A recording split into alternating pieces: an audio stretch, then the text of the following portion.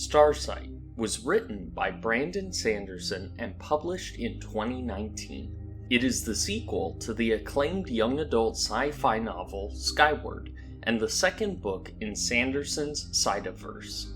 The book continues the story of Spenza as she assumes the identity of an alien pilot to infiltrate the ranks of the Solidarity, the alien empire keeping humans contained on the planet of detritus. Spenza travels to the space station Starsight, where she begins to learn about the true nature of the Solidarity as well as about an interdimensional enemy that threatens every species in the galaxy. Skyward was one of my favorite reads from last year and the first Sanderson book I ever completed.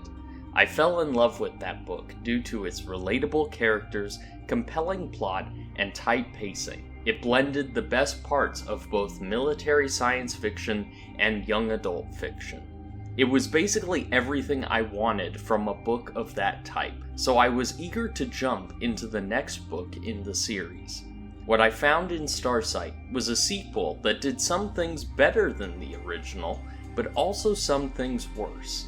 Here are my thoughts on Starsight.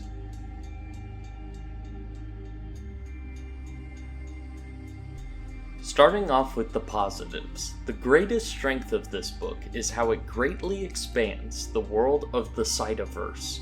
While Skyward was primarily focused on developing the DDF and the world of detritus, Starsight focuses on developing the Krell and the rest of the Solidarity. Starsight itself is very reminiscent of the Citadel from Mass Effect, as it is a giant space station that houses various sentient species from across the galaxy. Sanderson utilizes this melting pot setting to introduce the reader to the vast, unique number of species that populate this universe. I really enjoyed how this book gave us a look into the cultures of each of these species and opened up the universe in terms of what kind of stories can be told in it. All of the new species introduced were interesting in their own right, and none of them felt like a ripoff of any of the famous aliens from other science fiction properties. There are also a lot of new characters introduced in this book, all of which I liked to some degree or another. Of the new characters, I would say that my favorite has to be Hesho. He is effectively a tiny sentient fox that pilots a starfighter with a crew of people because of how small they all are. The concept in and of itself is somehow both hilarious and awesome at the same time. He also speaks with very elevated language reminiscent of a samurai or feudal lord, which helps him stand out from the other characters in terms of his voice. On the subject of characters, this book also introduces some compelling new antagonists for Spenza to face off against. As great as Skyward was, in that book the Krell were more of an abstract threat, because the characters didn't know much about them. While that worked well enough for the first book in this series, it is great to now have an antagonist with a personal connection to the hero for the series moving forward. On top of this, the final act of the book is just an avalanche of plot twists and non-stop action. For those of you unfamiliar with Brandon Sanderson, he has a tendency to have a ton of crazy reveals and action squeezed into the last parts of his books. His fanbase has dubbed this phenomenon the Sanderlanche, and I can safely say that Starsight has one of the best examples of a Sanderlanche that I have experienced so far. The book ends with an exciting cliffhanger that effectively compels the reader to read the next book in the series. Finally, I want to note that for the audio version of this book, Susie Jackson once again kills it as the narrator.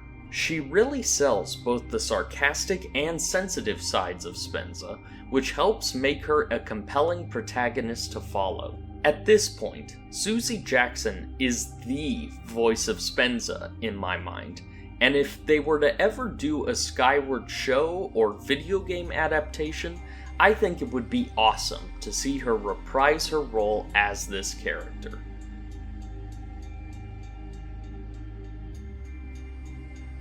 While I am mostly positive on this book, I do have some negatives.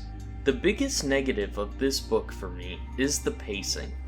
Skyward was very well paced and balanced the exposition and action scenes very well. With Starsight, the focus is much more on world building and expanding the universe, which, while compelling, does come at the cost of the pacing.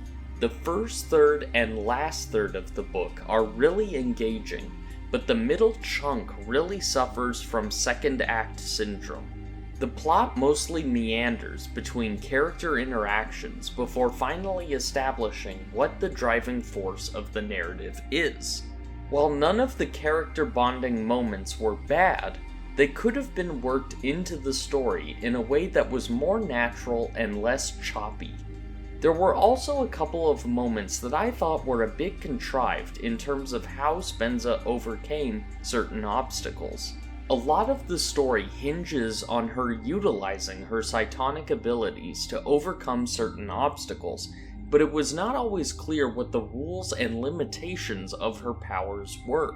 This was surprising given how much Sanderson is praised for his hard magic systems in his other books. I imagine this point will be fleshed out in the next book in the series, but in this book it was a bit confusing and frustrating at times.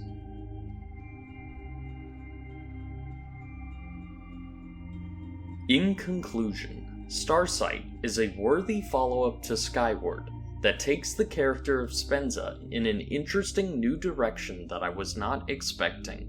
While it is not as tightly paced or plotted as the first book, it is still a great follow-up that introduces intriguing new characters and expands the Cytoverse in some compelling ways. Therefore, I'm giving Starsight 4 out of 5 stars.